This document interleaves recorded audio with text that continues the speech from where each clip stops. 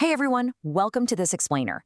Today, we're unpacking something absolutely massive, how money moving across borders literally shapes our entire global economy. I mean, have you ever wondered how a massive factory gets built in one country using funds from halfway across the world? Or how your own retirement fund might actually be tied up in emerging markets? Well, we're going to dive right into all of that today. Okay, so here's our roadmap for this session. We'll start with the global money movement, look at FDI versus FPI, weigh the pros and cons, check out some wild FDI trends in India, and finally, we'll wrap up by understanding global trade rules. All right, let's jump right into section one, the global money movement. So you might be wondering, why do economies actually need this massive influx of foreign capital in the first place? Well, it's pretty simple. Domestic capital is almost always constrained. Local funds alone, they just aren't enough to trigger really high-level economic growth. That's where international investment swoops in to fill the gap. We're talking about investments made outside domestic markets. For the investor, this enables portfolio diversification and minimizes risk, while at the exact same time, it's totally fueling the host nation's economic expansion. It's kind of a win-win. And, when that money actually crosses borders, it doesn't just sit idle in some bank vault. It actively drives economic development on the ground.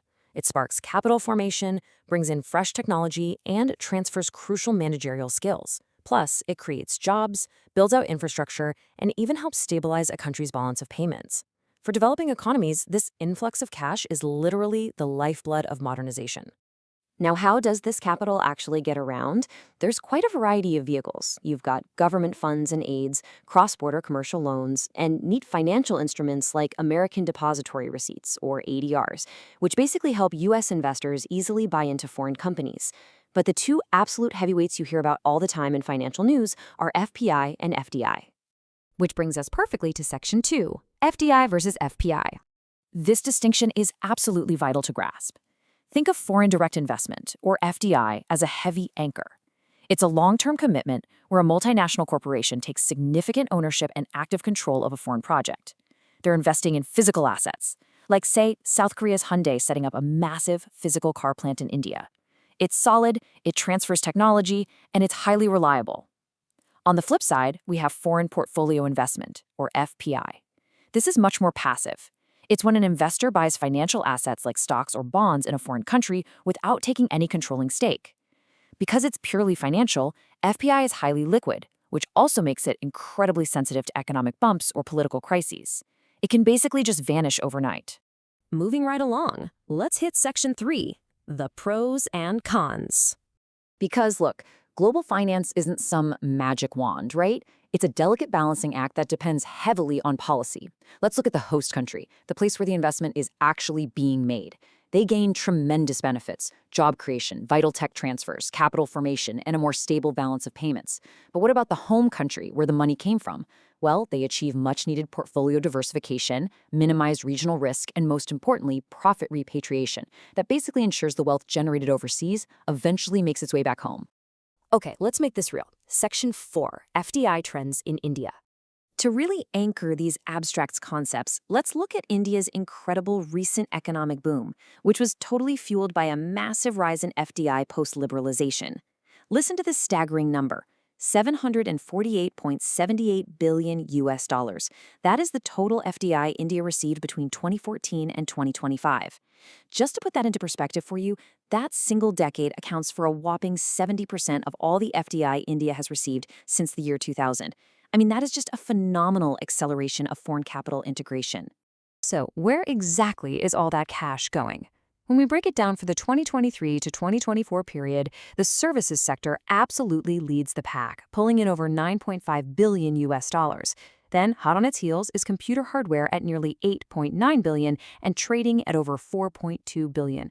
Global investors are sending a very clear message here. They are heavily backing India's massive shift toward high-tech, service-oriented industries.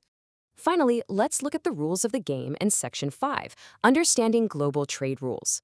With literally hundreds of billions of dollars flying across borders into tech and services, you really need a robust rulebook to keep the whole engine running smoothly, right? And that's exactly where TRIMS comes into play. That stands for Trade-Related Investment Measures. These are crucial agreements under the World Trade Organization, and their main job is to ensure a country's domestic investment policies don't create unnecessary barriers to trade. Honestly, without trims, the global market could easily fracture into these messy protectionist barriers that distort fair competition and choke off those vital FDI flows we just talked about. So, what do these rules actually do? Well, the core objectives ensure that foreign investors aren't treated worse than domestic ones when it comes to the law, which is a concept known as national treatment. It essentially bans measures that would ruin historical free trade agreements. Plus, it demands that WTO members actually make their investment laws public, so there's no surprise rule changes. The whole point is to create a stable, predictable, and totally non-discriminatory environment for investors while still giving nations the breathing room to safeguard their balance of payments. In short, transparency and fair play are absolutely essential for a healthy global market. When we step back and look at the whole picture, from the sheer developmental power of FDI and host nations to the profit flowing back to home countries, all kept in check by frameworks like TRIMS, we really see a deeply, deeply interconnected world. But it's a system that requires constant balancing. So I'm going to leave you with this final thought to ponder.